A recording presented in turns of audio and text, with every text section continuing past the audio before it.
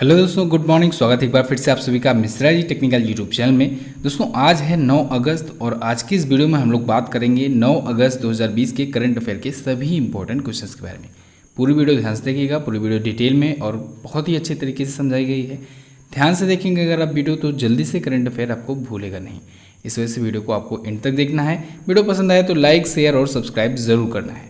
और दोस्तों इसकी PDF फाइल आपको हमारे टेलीग्राम ग्रुप पर मिल जाएगी, वहाँ से आप इसे डाउनलोड कर सकते हैं। इसकी क्विज़ आपको हमारे ऐप से सॉल्व कर लेनी है। चलिए बात करते हैं लास्ट डे के क्वेश्चंस की। लास्ट डे का हमारा पहला क्वेश्चन था, भारत में मौद्रिक नीति का निर्धारण कौन करता है? तो RBI यानी reserve bank of India monetary policy decide करता है इंडिया में। अगला, भारतीय मौसम विज्ञान के विभाग के वर्तमान में प्रमुख कौन है? तो वो है मृत्युंजय महापात्रा जी। इन दोनों क्वेश्चंस के बारे में जिन लोगों ने करेक्ट और डिटेल में आंसर किया है, ऐसे टॉप 15 लोगों के नाम मैं आपको वीडियो के एंड में बताऊंगा। चलिए अब दोस्तों बात करते हैं आज के दिन के हमारे पहले क्वेश्चन की। आज का हमारा पहला क्वेश्चन है, हाल ही में भारत ने रूस में आयोजित होने वाले किस युद्धाभ्यास में हिस्सा लेने की घोषणा की है? तो भारत दोस्तों रूस में होने वाले रूसी काउकाज या रशियन काउकाज 2020 में हिस्सा लेने जा रहा है। ये एक दोस्तों मल्टीनेशनल एक्सरसाइज है, यानी इसमें कई देश शामिल होने वाले हैं। तो इसे आयोजित किया जाएगा रूस में, रूस के द्वारा। इसका नाम होगा रशियन काउकाज 2020। भारतीय दल में 150 सैन्यकर्मी के साथ इंडियन नेवी के और इंडियन एयरफोर्स के भी शामिल होने जा रहे हैं, इसमें हिस्सा लेने जा रहे हैं सैन्यकर्मी। क्लियर बिल्कुल। अच्छा, इसे एक और नाम से जाना जाता है, काउकासस 2020। क्या? काउकासस 2020। मैं लिख दे रहा हूँ, आप लोग नोट डाउन कर लो। इसे इस नाम से भी जाना जाता है। जैसा कि मैंने आपको शुरुआत में बताया कि एक मल्टीनेशनल मिलिट्री एक्सरसाइज है, तो इसमें भारत के साथ साथ चीन, ईरान, पाकिस्तान, तुर्की और भी कई जो मध्य एशियाई देश हैं उनके पास इसमें शामिल होने के लिए इन्विटेशन भेजा गया है। तो आयोजित होने वाला है रूस में। अब हम लोग बात करते हैं रूस की। रूस देख लीजिए मैप में, ये रहा दुनिया का सबसे बड़ा देश रूस। मॉस्को है यहाँ की राजधानी। मिखाइल वी मिशुस्तिनी है यहाँ के करंट टाइम पर प्राइम मिनिस्टर। रूबल यहाँ की करेंसी है। ड्यूमा है यहाँ की संसद का नाम। व्लादिमीर पुतिन यहाँ के हैं प्रेसिडेंट। और अभी हाल ही में इन्होंने एक संविधान पारित किया अपने देश में और उसके अकॉर्डिंग ये 2036 तक बने रहेंगे प्रेसिडेंट। इसे भी याद रखना आपको। नेक्स्ट बात करते हैं। अगला है, हाल ही में प्रसिद्ध लेखिका नीना रॉय ने कौन सी पुस्तक लॉन्च करने की घोषणा की? तो अभी हाल ही में नीना रॉय ने दोस्तों अमेजिंग अयोध्या नाम की बुक लिखने की घोषणा की है। इन्होंने बताया है कि ये पुस्तक जल्द ही लॉन्च हो जाएगी, नवंबर तक लॉन्च होगी। ठीक है, ये बुक है अमेजिंग अयोध्या, जो भगवान राम और माता सीता के ऊपर बेस्ड है। अयोध्या के बारे में इसमें डिटेल में चर्चा की गई है और बहुत ज़्यादा पॉसिबल है कि जिस दिन राम मंदिर का फैसला आया था सुप्रीम कोर्ट का, यानी कि 9 नवंबर को, हो सकता है उसी दिन ये बुक लॉन्च की जाए। ठीक है, क्योंकि इन्होंने घोषणा की है कि नवंबर तक ये बुक लॉन्च करेंगी। तो अमेजिंग अयोध्या पुस्तक नीना रॉय ने लिखा है, ये एक प्रसिद्ध लेखिका है। चलिए अब ये है दोस्तों पुस्तकें और लेखक से संबंधित प्रश्न। तो हम लोग रिवीजन करते हैं इस मंथ में अभी तक जितने भी पुस्तकें और लेखक आए हैं उनको रिवाइज कर लेते हैं। तो सियासत में सदस्यता नाम की बुक लिखी है, जो आपको बी ऑप्शन में दिख रहा है। इसे लिखा है विजय कुमार चौधरी जी ने, जो कि बिहार विधानसभा के अध्यक्ष हैं। याद रखिएगा, इंपॉर्टेंट बुक है। अगला कोड टू विन दिख रहा है आपको सी ऑप्शन में। इस पुस्तक को लिखा है निरुपमा यादव ने। निरुपमा यादव एक स्पोर्ट राइटर है। और आपको डी ऑप्शन में दिख रहा है raw A history of India's covert operation. इसको यतीश यादव जी ने लिखा है। ठीक है, एक और पुस्तक आई थी चर्चे में इसी मंथ में, जिसका नाम था दोस्तों द स्वच्छ भारत रिवॉल्यूशन। इसको परमेश्वरन अय्यर जी ने लिखा है और इसका भी हाल ही में हिंदी अनुवाद लॉन्च किया गया है। क्लियर बिल्कुल। चलिए नेक्स्ट बात करते हैं। अगला है, CRPF का नया महानिरीक्षक किसे नियुक्त किया गया? तो CRPF का नया महानिरीक्षक यानी कि इंस्पेक्टर जनरल नियुक्त किया गया दोस्तों PS रानी पसे को।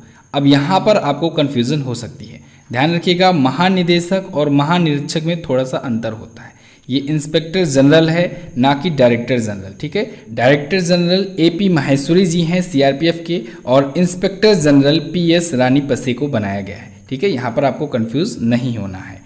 इनको अगले 5 वर्षों के लिए बनाया गया है CRPF का नया महानिरीक्षक।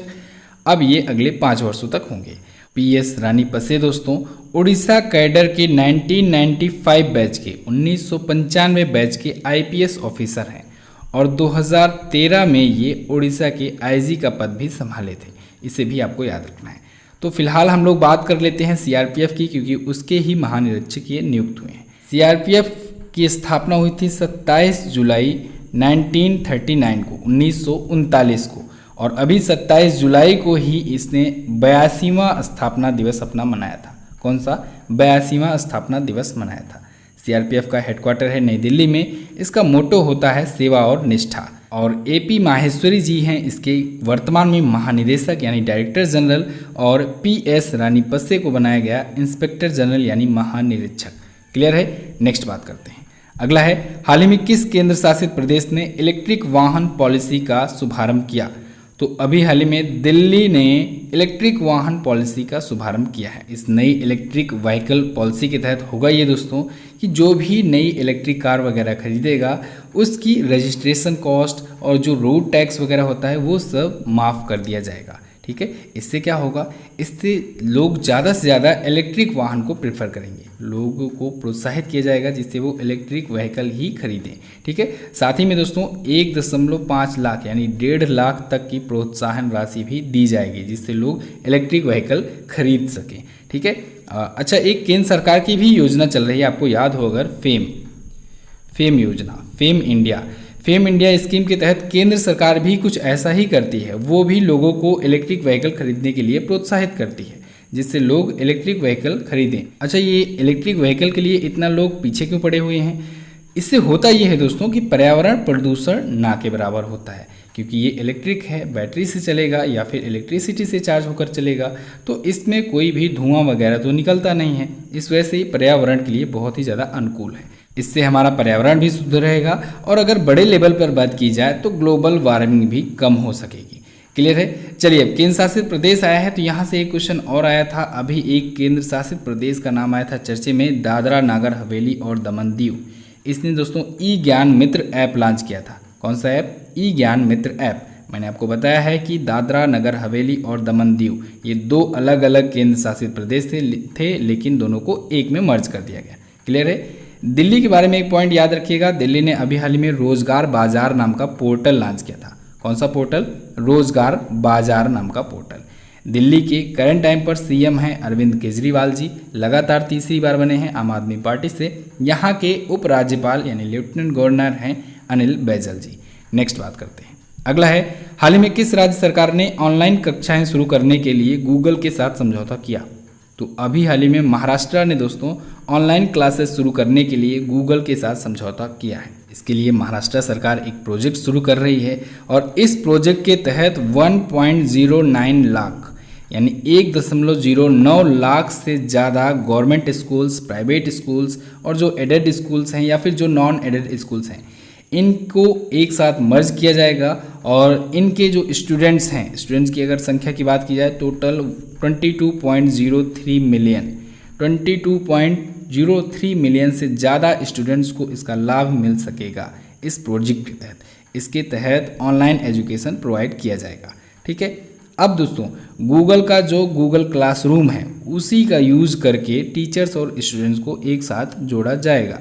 तो महाराष्ट्र ये योजना शुरू कर रहा है और इतने बड़े लेवल पर इस प्रकार का प्रोजेक्ट शुरू करने वाला ये भारत का पहला राज्य भी बन गया है। क्लियर है? बिल्कुल, महाराष्ट्र आया है। तो इससे रिलेटेड कुछ इंपॉर्टेंट क्वेश्चंस हम लोग रिवाइज कर लेते हैं जो पिछले दिनों में आए थे चर्चे में।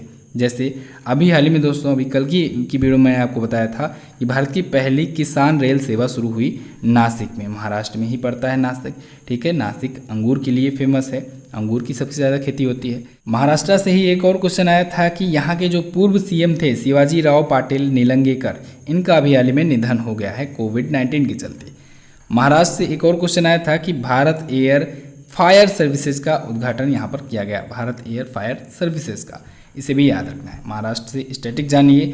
मुंबई है यहाँ की राजधानी। उद्धव ठाकरे शिवसेना पार्टी से यहाँ के हैं करंट टाइम पर चीफ मिनिस्टर। अच्छा, मैंने आपको इनकी जब सरकार बनी थी तब आपको एक इम्पॉर्टेंट चीज़ बताया था। इनकी सरकार दोस्तों उद्धव ठाकरे क्योंकि शिवसेना पार्टी से हैं तो शिवसेना और कांग्रेस और एनसीपी ये 3 पार्टियों के सहयोग से बनी हुई है। अब देखिए, शिवसेना के तो ये मुख्यमंत्री हो गए उद्धव ठाकरे। कांग्रेस पार्टी के जो थे इनको नाना पटोले जी थे, इनको दे दिया गया महाराष्ट्र के विधानसभा के अध्यक्ष का पद। और एनसीपी के जो नेता थे अजीत पवार को डिप्टी सीएम का पद दिया गया, यानी उप मुख्यमंत्री का पद दिया गया। तो ये 3 पद भी आप लोग इसी से याद रख सकते हैं। ठीक है, गठबंधन से सरकार बनी थी। गवर्नर हैं इनके भगत सिंह कोश्यारी जी। महाराष्ट्र ये रहा मैप में।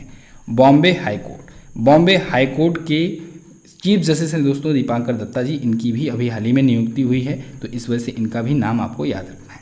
महाराष्ट्र अपना बॉर्डर किससे किससे शेयर करता है, तो ये अपना बॉर्डर गुजरात से, मध्य प्रदेश से, छत्तीसगढ़ से, तेलंगाना, कर्नाटका और गोवा से शेयर करता है।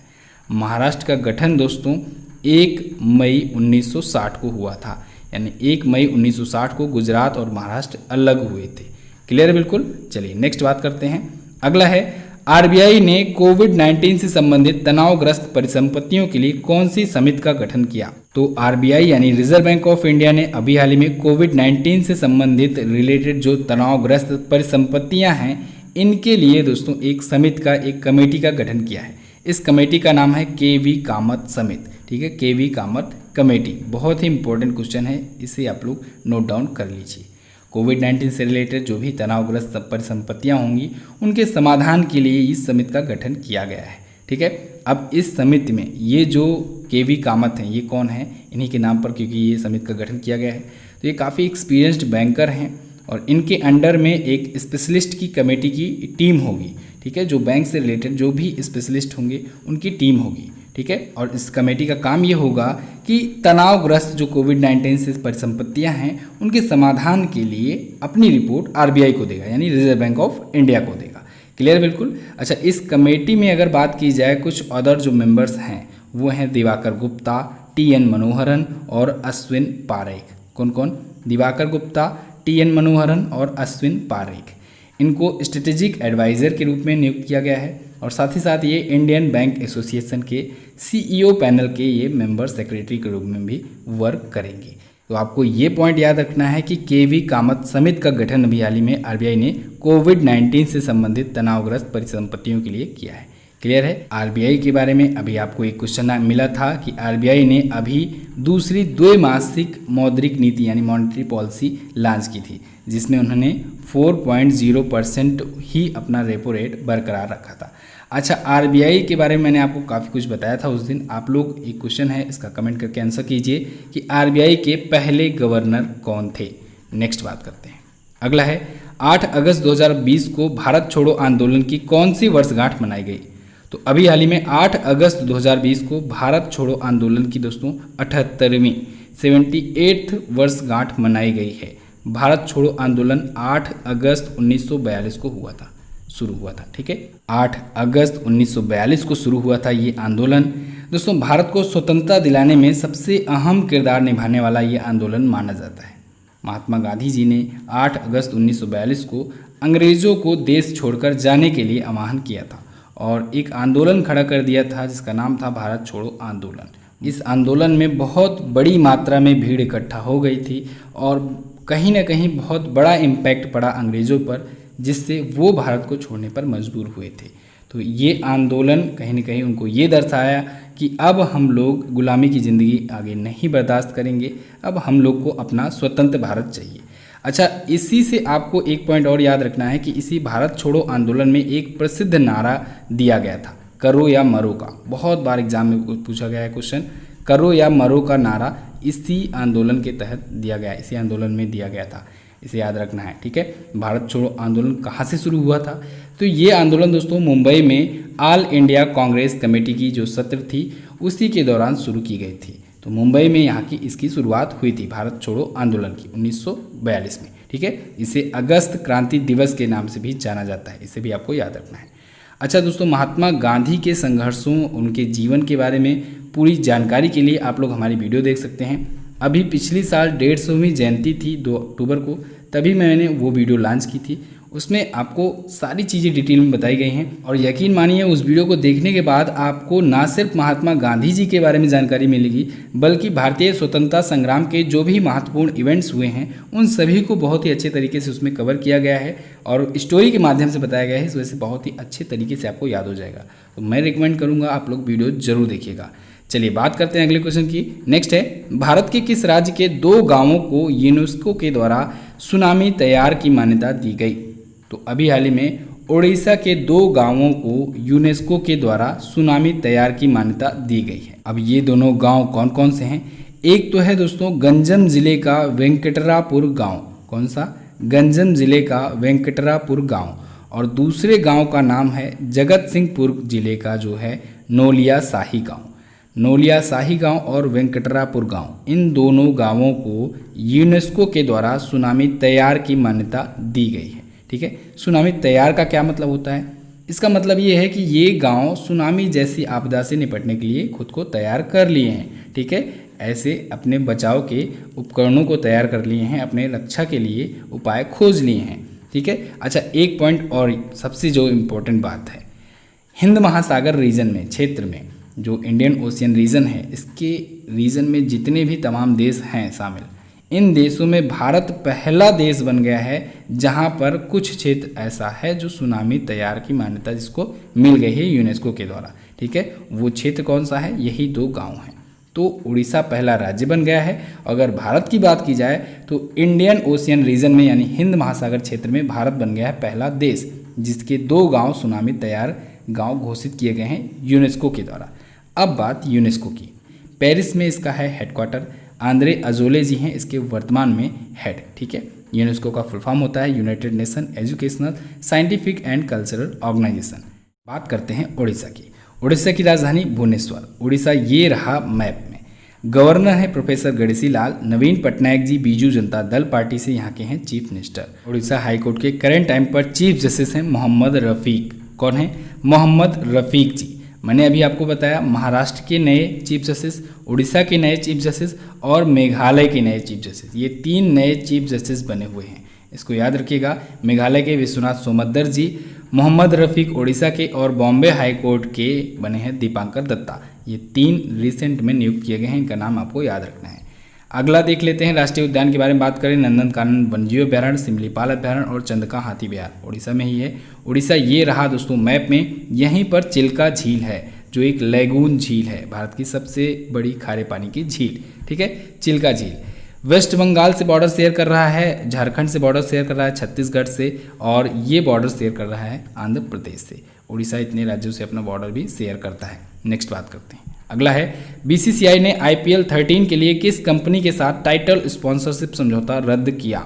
तो बीसीसीआई ने वीवो के साथ दोस्तों टाइटल स्पॉन्सरशिप समझौता रद्द किया है IPL 13 के लिए, यानी इस वर्ष के लिए 2020 में जो IPL का संस्करण होने वाला है IPL 13, इसके लिए इस बार का समझौता रद्द कर दिया गया है। ठीक है, इसे हम लोग पोस्टपोन भी कह सकते हैं। क्यों?